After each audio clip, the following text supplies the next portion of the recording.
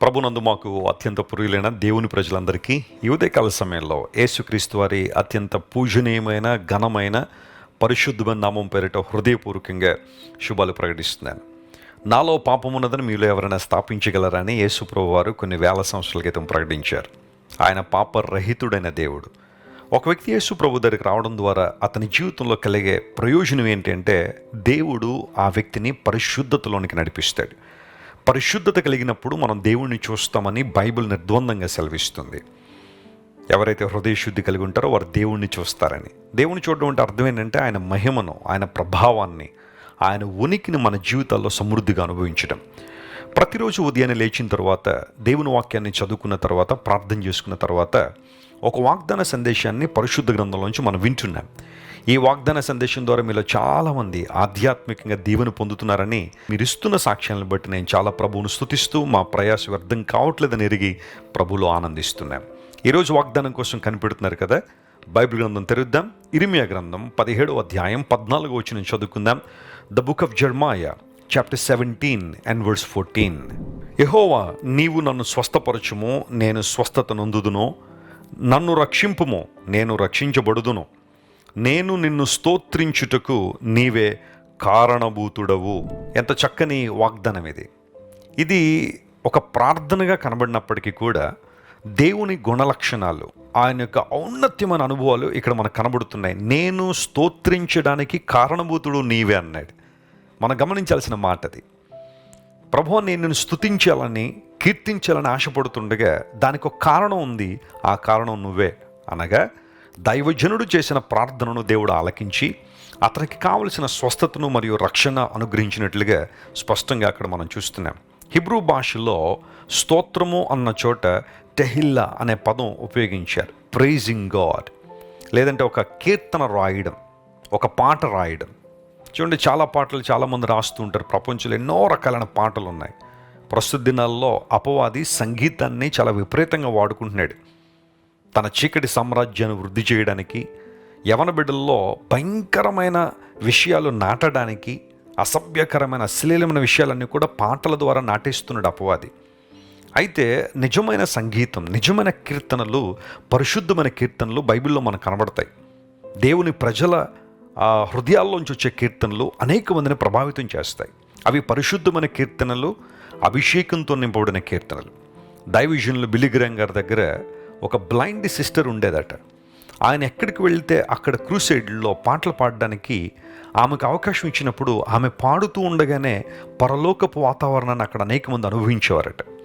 కన్నీళ్లు కార్చి దేవునికి తమ జీవితాలు సమర్పించేవారు. అది నిజమైన ఆరాధన, అది దేవుడు మెచ్చే ఆరాధన. బిల్లీ గ్రాహం గారి ప్రసంగాల ద్వారా ఎంతమంది అయితే ప్రభు దగ్గరికి వచ్చారో, ఆ బ్లైండ్ సిస్టర్ పాడుతున్నప్పుడు చాలామంది తమ హృదయాలు ప్రభువుకి సమర్పించుకునేవారట. అభిషేకంతో కూడిన ఆరాధనలో అద్భుతాలు జరుగుతాయి. హృదయాలు ప్రభువుకి సమర్పించుకుంటారు. నూతన నిర్ణయాలు ప్రభు కోసం చాలామంది తీసుకుంటారు. ప్రభువా, నేను ఏదైనా ఒక కీర్తన పాడుతున్నానంటే, ఒక స్తోత్రం చెల్లిస్తున్నానంటే దానికి కారణం నువ్వే. ఏంటి ఆ కారణం అని ఆలోచన చేస్తే, నాకు స్వస్థత లేనప్పుడు నీవు నన్ను స్వస్థపరిచావు, నాకు రక్షణ లేనప్పుడు నన్ను రక్షించావు. ఈ రెండు విషయాలు జాగ్రత్తగా ఆలోచించేద్దాం. యేసు ప్రభు ఎవరు? ఆయన అంగీకరించిన ద్వారా ఒక వ్యక్తి జీవితంలో కలిగే ప్రయోజనం ఏంటంటే, ఆయన మొట్టమొదటిగా మనందరికీ ఆత్మరక్షణ దయచేస్తారు. నశించిన దానిని వెదకి రక్షించడానికే మనుష్య కుమారుడు వచ్చెను అని యేసు ప్రభు తన గురించి తాను చెప్పుకున్నారు. ప్రపంచంలో ఏ ఒక్కరి మాట చెప్పలేరు. మీరు ఎందుకు వచ్చారంటే రకరకాల కారణాలు చెప్పారు. నేను ఒక మతాన్ని స్థాపించడానికి వచ్చాను, లేదా దుష్టులను సంహరించడానికి వచ్చాను, నేను అది చేయడానికి వచ్చాను, ఆ వ్యక్తిని చంపడానికి వచ్చాను, ఈ వ్యక్తిని చంపడానికి వచ్చాను అని చెప్పిన వాళ్లే కానీ నేను నశించిపోతున్న వ్యక్తిని రక్షించడానికి వచ్చాను అని చెప్పిన వాళ్ళు ఎవరు లేరు. యేసుప్రభు వారు మాట చెప్పారు. యేసుప్రభు ఈ లోకానికి రావడానికి ప్రధాన ఉద్దేశం పాపుల్ని చంపేయడానికి కాదు, పాపిలో ఉన్న పాపాన్ని చంపడానికి, పాపిని రక్షించడానికి యేసుప్రభు ఈ లోకానికి వచ్చారు. మనలో ఏ ఒక్కరికైనా తలనొప్పి వస్తే మనం తలకాయ బద్దలు కొట్టుకోం కదా. తలనొప్పి వస్తుందని చెప్పి తల తీసుకెళ్ళి రైలు కింద పెట్టాం.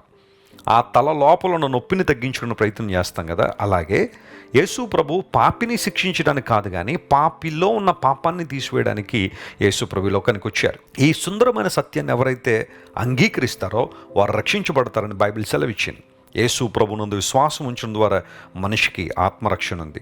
అంత మాత్రమే కాదు, అనుదిన జీవితంలో అనేక సంఘటనల నుంచి, అనేక విషయాల నుంచి కూడా మనకు రక్షణ కావాలి. దురాత్మ శక్తుల ప్రాబల్యం నుండి మనకు రక్షణ కావాలి. శత్రువులు కల్పించే కీడుల నుంచి, అపాయముల నుంచి, భయంకరమైన పరిస్థితుల నుండి మనల్ని రక్షించే దేవుడు మనకు కావాలి. అండ్ నో డౌట్ యేసుక్రీస్తు ప్రభువారు మనల్ని విషయాల్లో కాపాడుతూ, రక్షిస్తూ తన యొక్క మహోన్నతమైన అనుభవాలను ఆయన రుజువుపరుస్తున్నారు. నిన్ను ప్రేమిస్తున్నానని చెప్పిన దేవుడు తన ప్రేమను నిన్ను అనేక విషయాల్లో కాపాడడం ద్వారా రుజువుపరుస్తున్నారు. నేను మాట చెప్పగలను, నువ్వు నిజంగా ఈ రోజుకి సజీవుడిగా ఉన్నావంటే, నేను సజీవుడిగా ఉన్నానంటే దేవుడు మనల్ని కాపాడాడు కనుకనే. నువ్వు యేసు ప్రభువుని ఇంకా ఆరాధన చేస్తున్నావంటే, ఆయన్ను సన్నుతిస్తున్నావంటే, ఆయన కీర్తిస్తున్నావంటే దేవుడు నిన్ను కాపాడాడు కాబట్టే. లేకపోతే ఒక్కసారి ప్రపంచాన్ని చూస్తే ఎన్నో అబద్ధ బోధలు, ఎన్నో అసత్య బోధలు, కలిపి చెరిపిడి బోధలు, దేవుని ప్రేమ నుండి మనిషిని దూరం చేసే బోధలు, విశ్వాసం నుండి బలహీనపరిచే విషయాలు ఎన్నో ప్రపంచంలో ఉన్న ఈ పరిస్థితుల్లో దేవుడు మనల్ని కాపాడి భద్రపరిచి తొట్టిల్లకుండా మనల్ని కాపాడుతున్నాడు కాబట్టే మనం సజీవులుగా ఆయన్ను ఆరాధించగలుగుతున్నారు. అంత మాత్రమే కాదు, లార్డ్ హీల్ మీ, నన్ను స్వస్థపరచు ప్రభువా. ఈరోజు బహుశా నీకు ఒక స్వస్థత అవసరమా?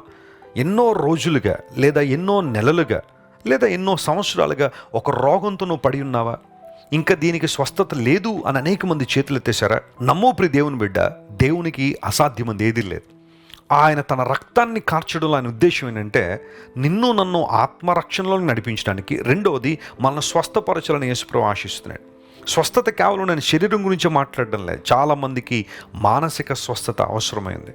విపరీతమైన కృంగుదల, వేదన, నెమ్మది లేని పరిస్థితి, కలవరము, ఆందోళన, నిద్ర పట్టలేని పరిస్థితి, కుటుంబ గొడవలు, భర్తతో గొడవ కావచ్చు, భార్యతో గొడవ కావచ్చు, కొడుకు కోడలతో గొడవ కావచ్చు, లేదా కూతురు అల్లుడితో గొడవ కావచ్చు. ఈ గొడవల మధ్యలో మనశ్శాంతి లేక ఇంకా చచ్చిపోతే బాగుండు, నేను బ్రతికే వరకు ఉపయోగం, నేను బ్రతికేమి సాధించాలనే ఆ భయంకరమైన కలవరము, డిప్రెషన్లో చాలామంది వెళ్తుంటే యు నీడ్ హీలింగ్ టుడే. ఈరోజు నీకు స్వస్థత కావాలి. యేసు ప్రభు నీకు ఆ స్వస్థత దయచేయబోతున్నాడు. ఆయన నువ్వు చేయాల్సిందో ఒక్కటే, ఆయన పాదాల మీద పడి, ప్రభువా నీవు తప్ప ఎవరు లేరు నాయన, నీవే నా ఆశ్రయం ప్రభువా, you are my healer lord, నీవే నా స్వస్థపరిచే దేవుడు ప్రభు అని ఆయన పాదాలు పట్టుకో గట్టిగా. దేవుడు నిన్ను స్వస్థపరిచి తన మహిమార్థమని నిలబెడతాడు. ఈరోజు నువ్వు ఎదుర్కొంటున్న ప్రతి టెస్ట్ని దేవుడు ఒక టెస్ట్ మునిగా మార్చబోతున్నాడు. Praise the Lord. నిన్ను స్వస్థపరిచే దేవుడు ఆయన. యేసు ప్రభువు వారి లోకంలో ఉన్నప్పుడు అనేక మందిని స్వస్థపరిచి తన మహిమార్థమై వారిని వాడుకున్నారు. ఈ వాగ్దానాన్ని ఈరోజు క్లెయిమ్ చేసి ప్రభువుని స్తుతిద్దాం, మనస్ఫూర్తిగా ఆరాధిద్దామా? ఈ వాగ్దానాన్ని మీ హృదయాల్లో పెట్టుకోండి, పదే పదే స్మరించండి. ఖచ్చితంగా మీ జీవితంలో అద్భుతాలు జరుగుతాయి. ప్రార్థన చేసుకుందాం. మా ప్రేమ గల తండ్రి, గొప్ప దేవ, మీరిచ్చిన వాగ్దానాన్ని బట్టి నీకు వందనాలు. నేను నిన్ను స్తుతించుటకు, స్తోత్రించుటకు కారణభూతుడు నీవే ప్రభువా. అవునయ్యా, మాకు కారణాన్ని ఇచ్చావు నిన్ను స్తుతించడానికి. అదేంటనగా మమ్మల్ని రక్షించావు, మమ్మల్ని స్వస్థపరిచావు. ఈరోజు మా ప్రియులు ఎంతమంది అయితే రక్షణ కొరకు ప్రార్థిస్తున్నారో వారికి నీ రక్షణ దయచేయండి ప్రభువా. స్వస్థత కొరకు ఎంతమంది అయితే ప్రార్థన చేస్తున్నారో గొప్ప విడుదల వరకు దయచేయండి. వారున్న గదిలో ఏ ఒక్కరూ ప్రవేశించలేని పరిస్థితుల్లో వారు ఉన్నారేమో, నీవు ప్రవేశించండి అయ్యా. వారి దేహాలను ముట్టండి నాయన, పడిన ఆ దేహాలను మీరు ముట్టి లేవనెత్తండి, అద్భుతం చేయండి. మానసికంగా స్వస్థత కోసం ప్రార్థిస్తున్న వారిని కనికరించండి, నీ స్పర్శతో వారిని తాకండి. ఘనత, మహిమ, ప్రభావం నీకు మాత్రమే ఆరోపిస్తూ యేసుక్రీస్తు వారి అత్యున్నతమైన శ్రేష్టమైన నామం పేరిట అడిగి వేడుకొనిచున్నాం తండ్రి. Amen, amen. God bless you dear friends. Have a wonderful day. పరీక్షలు రాస్తున్న యవన బిడ్డల కోసం ప్రార్థన చేయాలని నేను దేవుని చేత ప్రేరేపించబడుతున్నాను. మీరు ఏ రకమైన పరీక్ష రాస్తున్నా ఈ ప్రార్థనలు ఏకీవించండి. దేవుడు మీకు జ్ఞానాన్ని దయచేయాలని, అన్ని విషయాల్లో మిమ్మల్ని భద్రపరచాలని మీకోసం నేను ప్రార్థన చేస్తాను. ప్రేమగల మా తండ్రి, గొప్ప దేవాని కొందనాలు. మా యవన బిడ్డల కొరకు ప్రార్థన చేస్తున్నామో, ఎవరెవరైతే పరీక్షలు రాస్తూ ఉన్నారో ఈ సంవత్సరం, వారందరినీ నీ దయగల చేతులకు అప్పగిస్తున్నాం. నీ లేఖనంలో రాయబడింది, ఎవరికైనా జ్ఞానం కొదుగుంటే అడగండి, ధారాళంగా దేవుడు దయచేస్తాడని నీ లేఖన భాగాన్ని జ్ఞాపకం చేసుకుని నేను స్తుతిస్తున్నా. అవునయ్యా, మొదట మీరు మాకు ఆధ్యాత్మిక జ్ఞానాన్ని అనుగ్రహించే దేవుడు, ఆ తదుపరి మాకు కావాల్సిన ప్రతివిధమైన జ్ఞానాన్ని నీవు అనుగ్రహించే దేవుడు కనుక నీకు స్తోత్రాలు. బుద్ధి జ్ఞానముల సర్వ సంపదలు ఆయన యందు గుప్తములై ఉన్నవని నీ వాక్యంలో రాయబడిన రీతిగా మా ప్రియులు ఎంతమంది అయితే ఎగ్జామ్స్ రాస్తున్నారో వారికి కావలసిన సమయోచితమైన జ్ఞానాన్ని దయచేయండి. ఏ ప్రశ్నకు ఏ సమాధానం రాయాలో కావలసిన జ్ఞానమును నడిపింపును మీరు దయచేయండి. వారి ప్రయాణాల్లో కావాల్సిన భద్రత మీరు దయచేయండి. ఎగ్జామినేషన్ సెంటర్స్కి సకాలంలో చేరుకోవడానికి కృప చూపించండి. ఎగ్జామ్స్ రాస్తున్నంతసేపు నాయన వారికి చక్కని ఫోకస్ మీరు దయచేయండి. రిమెంబరెన్స్ మీరు ఇవ్వండి. క్రియేటివిటీని దయచేయండి. నీ దయ, నీ కృప ఎల్లప్పుడూ వారి మీద ఉన్న దయచేయమని కోరుతున్నాం. దేశం యొక్క ఉన్నత స్థలాల్లో నిలబెడతాను అని వాగ్దానం చేసిన దేవుడు, మా ప్రియులందరినీ మీరు బలపరిచి ఎగ్జామ్స్లో మంచి రిజల్ట్ మీరు అనుగ్రహించి నాయన నీ కృపలో వర్ధిల్లడానికి సహాయం చేయండి. అనేక మందికి వారు దీవెనకరంగా ఆశీర్వాదకరంగా ఉండడానికి సహాయం చేయండి. మా ప్రార్థన వినినందుకు నీకు కృతజ్ఞతాస్తులు చెల్లిస్తూ మరొకసారి మా యవన బిడ్డలందరినీ నీ ప్రేమగల చేతులకు సమర్పించుకుంటూ యేసుక్రీస్తు వారి శ్రేష్టమైన నామం పేరిట అడిగి వేడుకొనిచున్నాం తండ్రి. Amen. God bless you, dear youngsters. May the Lord bless you with his wisdom and knowledge. Amen. Praise the Lord. Christ worship centre ఓ బలమైన సంఘ ఉజ్జీవం.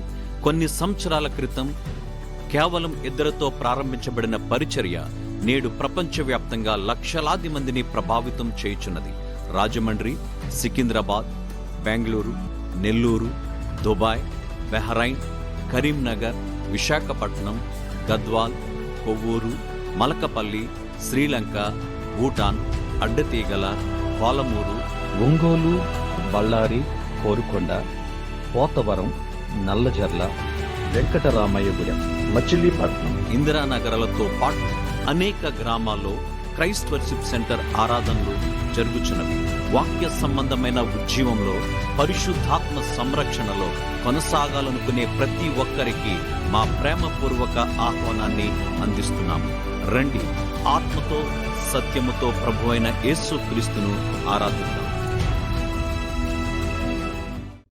మీరు ఇంతవరకు విన్న దైవ సందేశం మరియు దేవుని సేవకులు చేసిన ప్రార్థన మీకు ఆశీర్వాదకరముగా ఉన్నదని విశ్వసించుచున్నాము. ఈ సందేశాన్ని మీ స్నేహితులకు, బంధువులకు షేర్ చేయండి. మీకు ఏదైనా ప్రార్థన అవసరత ఉన్నచో మా ఫోన్ నంబర్లకు కాల్ చేయండి.